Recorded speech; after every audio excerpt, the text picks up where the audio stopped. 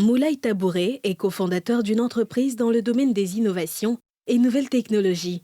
En 2017, quand il décide de s'attaquer au marché d'Afrique francophone, c'est sur la Côte d'Ivoire que se porte son choix pour l'implantation de son siège. On a regardé en fait autour des différents pays en fait, et c'était en gros si on veut une infrastructure fiable, donc un courant à peu près stable, pas trop coûteux, une connexion de bonne qualité, grosso modo ça se joue entre le Sénégal et la Côte d'Ivoire en termes de développement.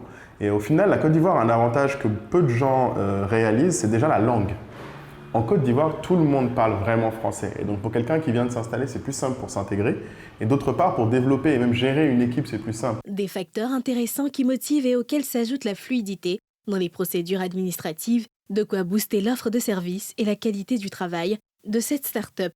Donc en fait, nous, on l'a fait dans différents pays. Et je peux te dire vraiment que la Côte d'Ivoire, la raison pour laquelle on a mis notre siège ici et pour laquelle on est installé ici, c'était infiniment plus simple et surtout beaucoup plus clair. On parle de l'Afrique comme étant un ensemble. Mais en fait, non, les pays africains ont vraiment des politiques et des pratiques très différentes.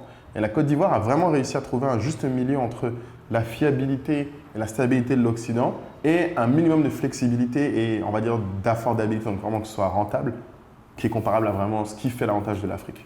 Au-delà des startups et PME, la Côte d'Ivoire continue de séduire et d'attirer de grandes enseignes dans la distribution. De nombreux supermarchés s'y sont installés depuis ces dernières années. La plus récente a fait son entrée en juin 2022 et a conquis déjà son marché. C'est vraiment bon parce que c'est pas trop loin de la maison et puis c'est tellement bien situé.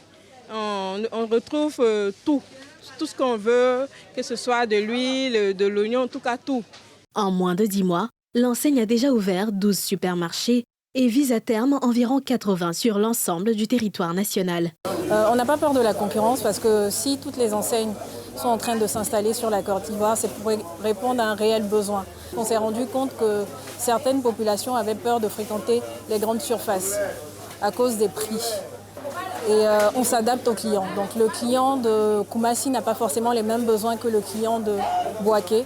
Une relation économique forte que veut maintenir la France malgré l'arrivée de nouveaux concurrents sur le marché. D'abord, c'est un marché ouvert. La Côte d'Ivoire, il y a beaucoup de gens. Je crois qu'il y a 5 grands pays qui sont là. Après, c'est les lois du marché. C'est à nous, Français, de nous battre et d'être meilleurs que les autres. Voilà, c'est pas. Donc, il y a l'histoire, il y a tout ce que vous voulez, mais moi, je pense qu'il faut que la France exporte. Elle exporte peu. Maintenant, tout le monde est conscient que l'Afrique est un énorme débouché, un énorme potentiel, qu'il y a des entrepreneurs extraordinaires, qu'il y a une jeunesse très dynamique. Et bien donc il faut prendre en compte ces paramètres-là. Pour le réseau d'entrepreneurs de France, la relation doit apporter une valeur ajoutée. Nous, on est venu avec beaucoup d'humilité en disant nos TPE, nos PME peuvent aider des PME, des TPE, des artisans locaux à essayer de monter en valeur ajoutée. Je pense que c'est très important que l'Afrique monte en valeur ajoutée. La collaboration économique entre la Côte d'Ivoire et la France est un fait historique. La France est le premier bailleur bilatéral de la Côte d'Ivoire. On compte environ 700 entreprises françaises installées en Côte d'Ivoire.